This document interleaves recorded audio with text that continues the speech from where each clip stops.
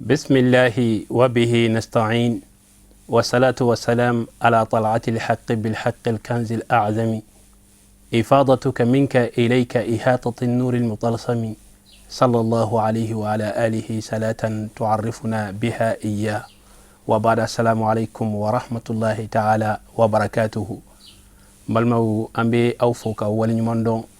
aw munun solembe ana sherif la jabrani sanfe ni wati na jamana kono jamana koka amba foka bismillah aw ka kene kono no e tijaniya blobay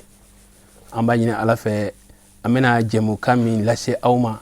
ala ka tlo kuna nduke ku famia sabla bloin ale la nyini o ye o hukumu konna na bi bloin konna na ankeme ka anga maba munun bismillah ma do wole unte kenen konnana keren yala konfenanti ale minye nimbulen sababu nyumai a présent no hadi Umar Chami ale be ambolo kenen kono kafara ankara mogo Al Hussein Jakte ale minye konfenanti secrétaire général ale fana be kenen konnana ka sabuke dogo kun temene ani président sigi ke no e Cerno Hadi Umar Chami sigi konnana adasira wele kammi ni bara bolo dalembu bolo kana minke aya ira ka fo ni ala sonama ndogo ku kono no e biye ankramgo Al Hussein ale nana barain akechoya ka wala dala o hukmu konnana ankeme ku fla be bismillah yani angatani korofo ye amu bismillah ma fo président salam alaikum. Alaikum salam wa rahmatullahi wa barakatuh. Bismillah. Foli bi an lamɛnbaa bɛɛ lajɛlen an lajɛbaa bɛɛ lajɛlen. Foli bi Mali bɛɛ lajɛlen kɛrɛnkɛrɛnnenya la Mali silamɛ bɛɛ lajɛlen. An ka foli a bɛ se an ka diinɛ ɲɛmɔgɔw ma. An ka foli a bɛ se an ka kalifaw n'an ka mukadamu an'an ka kalandenw. U bɛ Mali yɔrɔ o yɔrɔ la foli sanuma o b'u bɛɛ lajɛlen. Foli bɛ bulonba lamɛnbaaw n'o ye tijaniya bulonba lamɛnbaaw minnu sɔgɔlen don a la kuma bɛɛ foli b'u ye u ni ce u ka lamɛnliko ɲuman na ani foli fana bɛ an ka ɲɛmɔgɔ ye n'o ye Usman Sherif Madani Hayidara ye ale min ye groupement des leaders spirituels musulmans du Mali o président ye foli b'a ye nin kɛnɛ in kan foli bɛ silamɛ tɔn bɛɛ lajɛlen cɛman musomanw an faw an baw an denw foli bɛ bɛɛ lajɛlen. Président foli diyara n ye n'o bɔ tɛmɛna an bɛna karamɔgɔ Al Hussein ma. Salamu alaikum. Alaikum salam wa rahmatullahi wa barakatuh. E kɔni a kɛra fama ye. A kɛra fama ye dɔɔni. Sali tɛmɛna a ma se ka ɲɔgɔn sɔrɔ ka tɛmɛ sali fɛ. Bismillah. Alhamdulillahi rabbil alamin. Arabu ko kullu saydi fi jawfil fara. Président nana kana foli kɛ conférence tɔgɔ la. A ye foli min kɛ sanbɛ foli la o ye conférence bɛɛ ka foli ye ne yɛrɛ ka foli b'o kɔnɔ. A ye foli min kɛ sisan ka ɲɛsin Mali bɛɛ lajɛlen ma diinɛ ɲɛmɔgɔw Mali mabaw Mali silamɛ bɛɛ lajɛlen maliyɛn yɛrɛ bɛɛ lajɛlen ne ka foli bɛ tugu président ka foli la n bɛ ka foli bila a ka foli kɔnɔ ka ɲɛsin Mali bɛɛ lajɛlen ma an karamɔgɔ Al Hussein an bɛna kɔrɔfɔ daminɛ ni e ye sabula dɔgɔkun tɛmɛnen président ale ye kuma kɔɔri n'o ye ko conférenci bɛna ayiwa wazifa kɛnɛ basigi ka ŋaniya tɛ foyi ye walasa ka se ka ayiwa wazika kɛ ɲɔgɔn fɛ kuma kɔnɔna na ayiwa an ka maaba caman tijaniya sira kan olu bɛna ɲɔgɔn sɔrɔ yen walasa ka se ka baara in kɛ k'a laɲini ye ka duwawu kɛ ayiwa Mali ye o la kɔrɔfɔ kun kɔnɔnen bɛ kɛ e de kɔnɔ walawalali sira kan o la an bɛ fɛ k'a dɔn Ustaz mun y'a to conférenci ye nin ko ta k'a kɛ wazifa ye alors que a bɛ kɛ ni kuranɛ jigi ye a bɛ kɛ ni baara caman wɛrɛ ye duwawu sira kan munna kɛrɛnkɛrɛnya Mali ye sababu jumɛn de ye aw bila la an ka se ka faamuya sɔrɔ o la. Alhamdulillah an bɛ Ala fo k'Ala waleɲuman dɔn an bɛ barika da Ala ye an bɛ Sherif la TV barakɛla bɛɛ lajɛlen fo an karamɔgɔ Sherif Madani Hayidara an ka foli b'a ye n'o tɛmɛna muna Confenati a décidé k'a fɔ k'u bɛna wazifa basigi k'a tɔgɔ da ko wazifa national ka Mali Tijani mɔgɔw bɛɛ wele a la Confenati bɛna kɛ kun min kama ni Ala sɔnna ma Cerno Hadi bɛna ɲɛfɔ an ɲɛna Confenati ni jɛkulu minnu bɛna jɛ k'a kɛ ɲɔgɔn fɛ ni Ala sɔnna ma Cerno Hadi da bɛna gosi olu bɛɛ lajɛlen na nka mun de ye Confenati bila k'a fɔ ko a ka nin kɛnɛ in sigi ko ka dugawu kɛ Mali ye bɛɛ k'a dɔn k'a fɔ jamana kanu hadamaden bɛɛ lajɛlen bɛ nɔrɔ i ka jamana la o ye hadamaden yɛrɛ dankoɲa ye Ala ye hadamaden da ka programme k'o programme de don a kɔnɔna la hadamaden ka jamana a nin bɛ k'a fɛ hadamaden ka jamana a bɛ se ka nin di jamana kama diinɛmɔgɔya t'o la politikimɔgɔya t'o la waritigiya t'o la denmisɛnniya t'o la maakɔrɔbaya t'o la hadamaden ka jamana kanu o bɛ hadamaden dankoɲa de la jango n'an ye an ka kuranɛ lajɛ ka n'an ka hadisaw lajɛ ka Alakira ka sira lajɛ sallallahu alaihi wasallam an b'a sɔrɔ ayaw caman bɛ kuranɛ kɔnɔna la Alakira ka hadisaw caman bɛ yen nɔ Alakira yɛrɛ ka comportement caman bɛ yen nɔ min b'a yira k'a fɔ Alakira a kɛra a ka jamana fɛ a kɛra wolo yɔrɔ fɛ a kɛra a tonso n'a barajuru bɛ yɔrɔ min na a kɛra o yɔrɔ fɛ donc n'i y'o ye Alakira de ye al aslu fi din diinɛ lasili de ye Alakira sallallahu alaihi wasallam n'ale ye min kɛ diinɛ la bɛɛ bɛ minɛli k'o de ma bɛɛ b'o de ta bɛɛ bɛ baara kɛ n'o de ye Alakira kɛra ka jamana fɛ sallallahu alaihi wasallam ni Tijani mɔgɔw kɛra u ka jamana fɛ Mali sufi mɔgɔw mana k'u ka jamana fɛ u ye Alakira ladege sallallahu alaihi wasallam a ka jamana kanu na alayhi salatu wasalam don min na Alakira ni tɔɔrɔ gɛlɛyara ma n'u bɛna labɔ Makan n'a fɔra ka bɔ Makan a ka taa Madina tuma min n'a bɔra Makan n'a sera Makan kɔfɛla la a y'i jɔ Makan kulu sanfɛ ka Makan lajɛ hinɛtɔ kan makaritɔ kan dusukasi kan a bɛ k'o gansan de fɔ la a bɛ k'a fɔ Ala ye Ala ne ka mɔgɔw yi sɔnna ka n bɔ n ka jamana kɔnɔna la Makan Ala b'a dɔn ne b'i fɛ ne yɛrɛ b'a dɔn ko n b'i fɛ Makankaw b'a dɔn ko ne b'i fɛ a bɛ k'o fɔ dugu ma a bɛ ka kuma dugu fɛ i n'a fɔ ni mɔgɔ de jɔlen b'a ɲɛkɔrɔ a bɛ ka kuma fɛ makari kumaw ni dusukasi kumaw ni hinɛtɔ kumaw a bɛ k'o fɔ a ko kuma laban na a ko wallahi n'a y'a sɔrɔ Makankaw tun ma bɛnbɛnbɛn kɛnɛ kama k'a na bɔ Makan kɔnɔ n tɛ bɔ a kɔnɔ o b'a yɛrɛ k'a bɛ Makan fɛ tellement que Alakira dusu a fujununa parce que a bɛna bɔ a ka jamana kɔnɔna la Ala ye Jibril ci a ma ka na fɔ a ɲɛna Muhamadu bɛ hakili sigi bɔli in ye waati de i bɛ tila ka segin ka na inna alladhi farada alayka alquran la radduka ila ma'ad masa min ye kuranɛ jigi i kan o masa se b'a ye ka tila k'i segin ka na Makan in kɔnɔ tuguni Makan in tɛ to i ma kunpan na i bɛ segin ka na i ye jamana kanu ye tuma min Alakira bɔra sallallahu alaihi wasallam n'u taara Madina a n'a ka sahabaw taara Madina don dɔ Seydina Abubakar ani Seydina Bilal farigan y'u minɛ an ba Aisha bɔra ka taa dugu kan ko sokɔnɔna la k'a bɛ t'u fari cogoya lajɛ a donna a y'a fa lajɛ a ko fa ma ko i ni sɔgɔma fa ko amma a ko kullu mri'in musabbahun fi ahlihi wal mautu adna min shirakin alayhi a ko hadamaden ka hɛrɛ sɔrɔ ka hakilisigi sɔrɔ o bɛ k'i ka dugu de la dɛ anw bɔra Makan kɔnɔna la an nana dugu la an tɛ dugu min ɲɛdɔn an tɛ se k'a dɔn dugu min na n'o ye Madina ye donc vraiment hali n'an bɛ sa hali ni saya ka surun an na i n'a fɔ an ka samara juru bɛ cogo min na a ka kan na ka sɔrɔ an b'an ka jamana kɔnɔna la n'o ye Makan ye o de tun ka d'an ye i faamuya Bilal wulila ka sirow caman da Makan na a tun bɛ yaala kɛ Makan yɔrɔ minnu na Makan a fleur minnu bɛ yen nɔ a kɔfolo minnu bɛ yen nɔ a ye siroba da olu la Makan nege y'a minɛ a ka jamana don ɲɛnafin fɛ hadamaden ka k'i ka jamana fɛ yani o ye fɛn o ye naturel de ye tuma min na kuma taara fɔ Alakira ye k'a fɔ i ka sahabaw tiɲɛ yɛrɛ la u ni degunnen don u tɔɔrɔlen don parce que u nana yɔrɔ la u tɛ yɔrɔ min dɔn Alakira nana ka na dugawu kan sallallahu alaihi wasallam ka Seydina Bakari fari lajɛ ka Seydina Umar fari lajɛ Seydina Bilal fari lajɛ a ye dugawu kɛ a ko Ala n b'a ɲini fɛ Allahumma n b'a ɲini fɛ a ko habib ilayna al-madinata ka hubbina makkata aw ashad Ala n b'a ɲini fɛ i ka Madina kanu don an dusukun na i n'a fɔ Makan kanu b'an dusukun na cogo min na walima i ka Madina kanu bonya ka tɛmɛ Makan kanu kan يفهم يا أكو اللهم بارك لنا في ساعنا وبارك لنا في مدنا على أمباني نيفه أنا مدينة سيكي كنا لا أنا سردو ما ينكرودي أنا سردو على يكو يرواني على يكنا نحكي سيكي أنا جمنا كنا لا أكو اللهم صححها على أمباني نيفه مدينة إكنا نكنا تشامانيا كنو وانقل حماها إلى الجحفة إكا مدينة بنا منبا كنا لا إكا بنا ننتقبوا كنو كتانا يرولا يرمين تغيكو الجحفة جمنا كانو يدي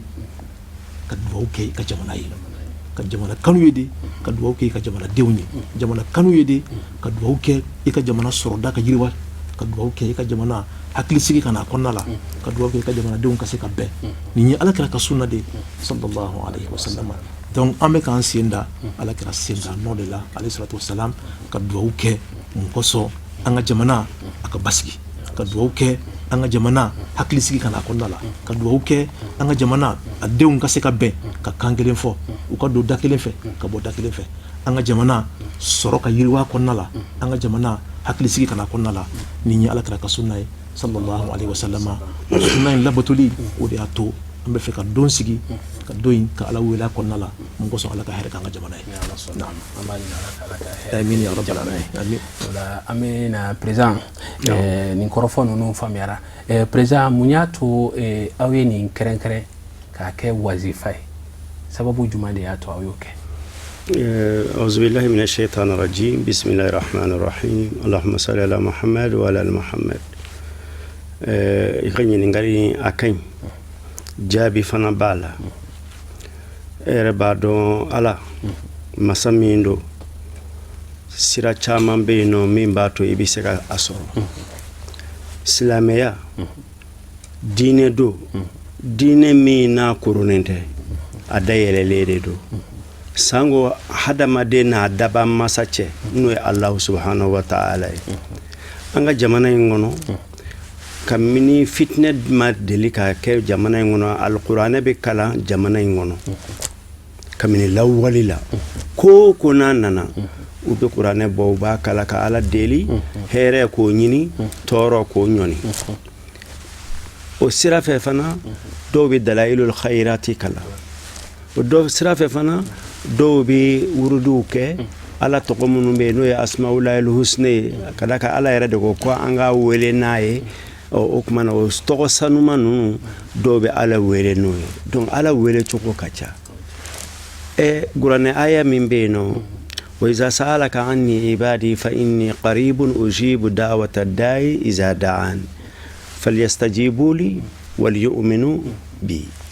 نين قرآن آية نجنيه على تلالي سنغلو كبار يولا سورة البقرة كنو أنا نانين دي كو محمد أفونغا جونيا أكما أون ديما أون سلامو أون مؤمنو كو نوي ينينغا كوني على ميمي kafu ye kone ala ka suru la kujugu ko nu ye wele kanne ala ku bolo korota ko jusukun da yele kanne ala wele ni limaniya ye kone buka duga u jabi ngai sharti flafo ulu fana kane jabi falyastajibu ne ko minga yin uko ke ngo mimai uku yoro jayon la nga ukalimani anafana okoro de ko dangani ya soro udusukuna ka fo ne ala ni ne wele la ne be jabili ke ni agura ne aya min vleni ala ma wele to ko fo adayele lede do o kuma beni seko beni dongo o kuma na on tijaniya ame qur'ana kala on tijaniya ame dalailul khairati kala on tijaniya ala to ko munum be no kerengere ledo ame andama gashi ala la noye nga ango ka wazifa ke kadaka on ye tijaniya ye kadaka darika sufiya bela jele na ka ta chogodo abena ka minado mina mi me on bolo nan dambo la ka fo no de ala yere fana towe gurane de ba abawara gurane de kono gurane ka ya mariyawdo on bo de takabara kenaye kadaka onga sheikhu ko no Sheikh Ahmad Tijani radiyallahu ta'ala anhu kuna ya me walma ayaye ka fo ne Sheikh Ahmad Tijani kunne femfo aya da qur'ane kerefe nane alqur'ane tita ayabla nane chibaka hadisa sanu mautita ayabla ayafli ne mafo wa tenga tabolo ne be alqur'ane de no fe an chibaka suna o kumana an ko an bɛ wazifa kɛ wazifa ye mun ye a kɛcogo bɛ cogo di wazifa o de ye ala deli cogo ye anw b'a kɛ dɔw b'a kɛ tile kɔnɔ siɲɛ kelen dɔw b'a kɛ siɲɛ fila waati bɛ maa minnu bolo ani a labɛn bɛ maa minnu bolo o de ye n'an ye fatiha kalan an bɛ astaghfirullah al-azim lazi la ilaha illa huwa al-hayyul qayyum o de kuranɛ aya ye an b'o fɔ n'an tilal'o la an bɛ sali ciba kan ni salatul fatiha ye sali ciba kan ni maa min bɛ se salatul fatiha la ni tɛ se o la i b'a falen salatu wɛrɛ la salatul ibrahimiya min filɛ o ka bɔ anw tijaniyaw bolo cogo min na mɔgɔ caman t'a kalama o ka segin ka taa jawahirul ma'ani na walima kitabu minnu n'olu sɛbɛndiyalen don tijaniya kɔnɔna la u bɛna dɔn k'a fɔ salatu caman de b'anw bolo i y'a faamu o kumana walima allahumma salli ala muhammad wa ala ali muhammad i bɛ se min na o bɛ bila an nɔ la ala de ko k'an ka sali ciba kan ko ale yɛrɛ ala bɛ sali ciba kan ko a d'a ka mɛlɛkɛ nka ala m'a fɔ an ye ale yɛrɛ b'a kɛ cogo min na dɛ maa t'o dɔn o ye ala yɛrɛ ni ala yɛrɛ ye maa si t'o dɔn ala yɛrɛ ka gundo kɔnɔ a ko mɛlɛkɛw bɛ sala kan est-ce que mɛlɛkɛw bɛ sala kan ni salatuli façon jumɛn ye ibrahimiya don wa salatu nariya don wa ala de b'o dɔn ɔ a tilala ka anw minnu yamaruya ko an ka sala kan a ma fɔ silamɛw dɛ ya ayyuhal ladzina amanu sallu alayhi ne yamaruya de ye o wajibi de don i b'a kɛ de n'i banna i y'ala sɔsɔ ne kuranɛ de ye koyi o kuma n'an ko k'an bɛ sali ciba kan o kuma o bɛ wazifa de kɔnɔ mɛ ciba yɛrɛ ko ale ciba ani nabi ɲuman fɛn fɛn cira fo kana bila ale la k'u nana ni kumakan kelen min ye n'a ka fisa diɲɛ kumakan bɛɛ lajɛlen ye k'o ye la ilaha illallah ye n'i y'a ta adama na kana tɛmɛ fo kana se nuhu ma kana seyidina ibrahima la kana se seyidina musa ma kana se seyidina isa ma kana se seyidina muhamadu ma u bɛɛ lajɛlen ko la ilaha illallah ko ala wɛrɛ tɛ ala kɔ anw b'o de fɔ wazifa filɛ ni de ye wazifa ye an b'a kun cɛ ni salatu ye tuguni a filɛ wazifa bɛɛ filɛ wa anw bɛ fɛ ka an yɛrɛ sɔrɔ an ka limaniya kɔnɔna na n'an ka danganiya k'a fɔ anw bɛ nin kɛ ala jati kosɔn an t'a kɛ wari kosɔn an t'a kɛ maa kosɔn an t'a kɛ taabolo kosɔn an t'a kɛ taabolo kɔnturu la an ni ala cɛ an ka limaniya de ye nin ye ka da ka don o don anw bɛ nin de kɛ nka i n'a fɔ Al-Hussein Sheikh Al-Hussein ye kuma min fɔ jamana kanu na sisan n'anw b'an ka jamana fɛ bɛɛ lajɛlen bɛ jɔ ni yɔrɔ de fin min bɛ se min na ka d'a kan an ye forum kɛ n'o ye groupement de leaders spirituels musulmans du Mali Ousmane Madani Haidara Sherifu ale de kɛ a groupement président ye ne y'a ka premier vice président ye an bɔra ni résolution ni recommandation ye an bɛnna kan fana nin forum min kɛlen filɛ ani forum tɔw tɛna kɛ kelen ye a tɛna kɛ an bɛna ɲɔgɔn ye n'an taara bɛɛ taara an b'a ta ka fili ye an b'a continuer ka baara kɛ fo ka taa élection ba fo ka na ni lafiya ye jamana in kɔnɔ parce que an ka laɲini y'o de ye jamana in fo lafiya ka segin a kɔnɔ kabini 2012 Mali bɛ teriki taraka la kabini 2012 Mali b'a fɔ k'a bɛ bɔ a sen bɛ tiɲɛ a bɛ jigin dɔɔnin ni ala tɛ maa bɛ se k'o bɔ o tuma an b'an dama kasi ala la o de kɔnɔna na forum kɔnɔna na n'o ye groupement ka forum ye anw y'a ɲini anw tijaniya minnu bɛ forum kɔnɔ groupement la n'o ye confénati ye ka d'a ka groupement ye n'a fɔra groupement ye i bɛn'o faamu fara ɲɔgɔnkaw de don o kumana gadiriya b'a kɔnɔ tijaniya b'a kɔnɔ minnu tɛ foyi la olu b'a kɔnɔ mawuludukɛlaw b'a kɔnɔ maababonyanaw b'a kɔnɔ sufiw b'a kɔnɔ o kumana n'anw farala ɲɔgɔn na forum kɔfɛ bɛɛ bɛ t'i seko kɛ i ka damacira la minnu nana ka bɔ région fana na olu bɛ n'u ka baaraw fana daminɛ ni an ko ni sunkalo tɛmɛna nka dimanche don o réunion bɛna kɛ walasa ka mɔgɔw bɛɛ wuli jamana kɔnɔ an bɛnna ko ka cogoya min na ka t'o waleya jamana kɔnɔ kuma tɛ o waleya de don o kumana tijaniya anw bɛna an ka waleya kɛ ka mɔgɔw wele ka na wazifa kɛ k'a ɲini ala fɛ kelen ala ka jamana in basigi fila ala ka hakili ɲuman di jamanaden bɛɛ lajɛlen ma saba ala ka hɛrɛ jigin an kan ni tɔɔrɔ bɛ yen ala ka tɔɔrɔ ɲɔni ka bɔ ka d'a kan ala de bɛ ko dogolenw dɔn anw ta ye jamana jɔko de ye ko anw ta ye jamana dilan de ye dɛ anw ŋaniya ka ɲi ka taa an ka jamanadenw ma wa an bɛ bɛɛ fɛ président yani an ka taa ni kɔrɔfɔ an bɛ fɛ k'a dɔn nin baara min ni aw bɛna kɛ yalima aw dɔrɔn de walima jɛkulu wɛrɛ bɛ mun faralen bɛ aw ka nin baara in kɛli la alhamdulillah rabbil alamin jɛkulu caman de fara mɛ ɲɔgɔn kan min bɛna nin baara in kɛ u bɛna an dɛmɛ a la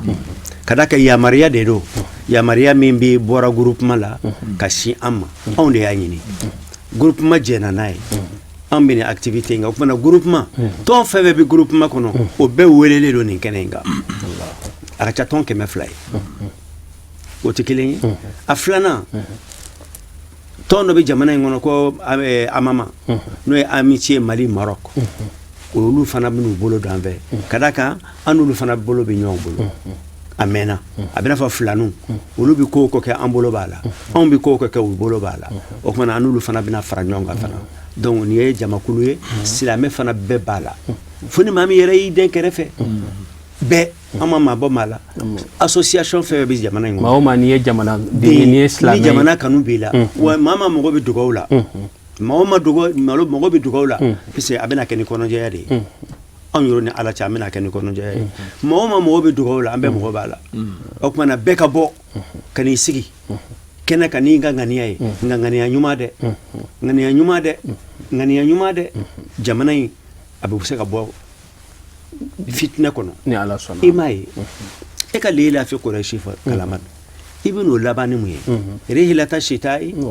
falyabudu rabba hazal bayt allazi at'amahum min ju'in wa amanahum min khawf fɛn fila de bɛ yen nɔ leela fɛ Qurayshi yɛrɛ jɔmɛ fɛn min kan a turulen don fɛn min kan ka da kan allazi at'amahum samiya selen tɛ nin ye e ɲɛ tɛ sanji nacogo la Mali la est ce que a ka ɲi kaba bɛ fin cogo min na a bɛ waaro ala kana an jigi waaro an b'a ɲini ala fɛ nin fɛn in kɔnɔna fana na kaba min n'a bɛ fin ala ka kɛ kaba ye ji bɔ kaba min na ka jigin jamana in kɔnɔ a hɛrɛlama min bɛ mɔgɔw tɔɔrɔ ala ka n'o kɛ min bɛ tiɲɛni kɛ ala ka n'o kɛ mais kuma bɛ taa laban jumɛn na wa amanahum min khawfin ala dɔrɔn de bɛ se k'o kɛ o wallahi diɲɛ bɛɛ sirannen don bi siran dɔrɔn tɛ Mali la o e ka diɲɛ lajɛ bane e ka information ta a lajɛ fitinɛ bɛ diɲɛ yɔrɔ bɛɛ lajɛlen la bi o kumana jɔnni bɛ se k'an bɔ an ka fitinɛ kɔnɔ jɔnni bɛ se k'an bɔ jawuli kɔnɔ jɔnni bɛ se k'an kɔlɔsi jɔnni bɛ se ka jamana in kɔlɔsi ala o kumana anw bɛna an dama kasi o ala de la dɛ an tɛ filankafoya ni ala min ye abada nin kuma ye kuma min n'i ye ɲininka a la hakili la n ye dɔ d'i ma a jaabili la président kumakan teliya la baara in programme a bɛ kɛ sɔgɔma de walima a bɛ kɛ wula fɛ walima a bɛ daminɛ waati jumɛn an ka se ka o dɔn teliya la teliya la inshallah ala ka nɔrɔ don an dusukun na an ye miiriyaw kɛ ne y'a fɔ yan don ko sɔgɔmada fɛ n ko ɲɔgɔnye bɛ kɛ wula fɛ wazifa bɛ kɛ an nana o yɛlɛma an donna samiya la mɔgɔw bɛ bɔ yɔrɔ janw de la ka na an ka kow dilan k'a labɛn k'a ɲɛ a kana taa kɛ popapo ye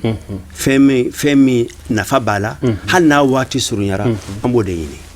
o de sababu la maa 100 n'o ye kalifa 100 ye olu de bɛna wele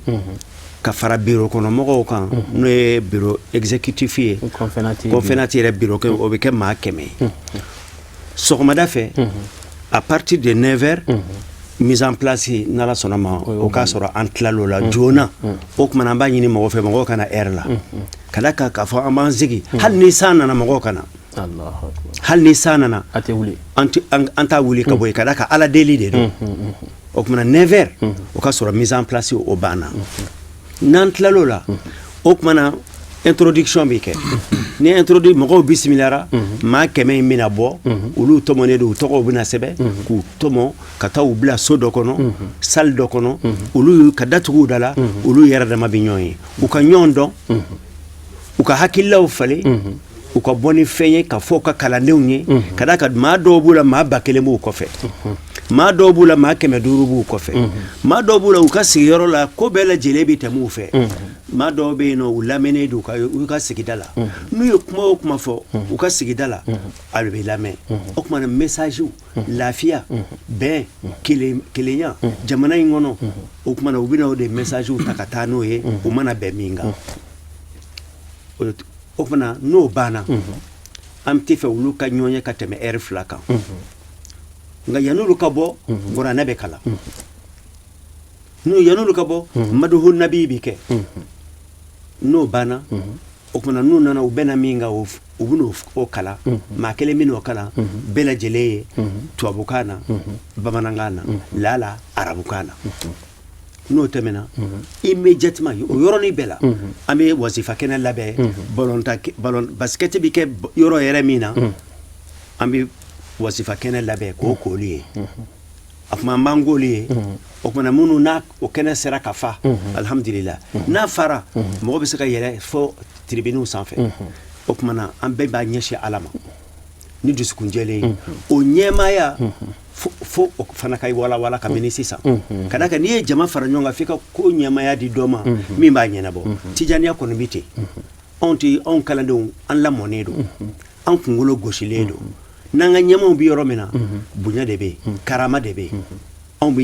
ɲɛma bonya o kumana ɲɛmaaya k'a fɔ ko n'a dira maa kelen ma bi ko o de ta y'a ye o kɔ tɛ an bɛna ɲɔgɔn sɔrɔ nin ko in na an b'a ko kalifa Ahmadu Amadu Hadi Tal ɲɔrɔ an bɛna kalifa ale ma ni wasifa kɛnɛ o kumana ale de b'a fɔ ale bɛ izinu di a y'a daminɛ n'a banna ni maa min ka d'a ye ni sirifuw bɛ yen dugawu bɛ di sirifuw ma olu de bɛ dugawu kɛ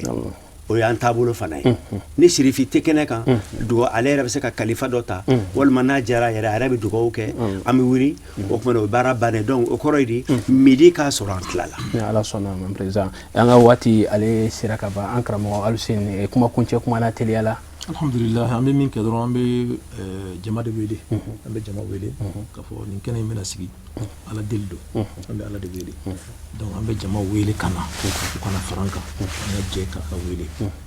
la maa dɔ bɛ kɛnɛ kan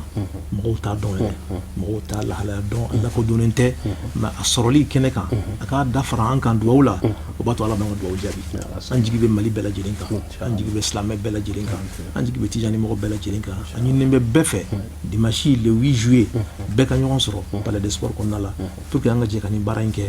an ka jamana kama an ka jamana kama an ka jamana kama sallallahu ala muhammadin wa alihi président teliya la wele kan jumɛn b'i bolo dakuru ɲɛ kelen ka ɲɛsin maliyɛn bɛɛ lajɛlen ma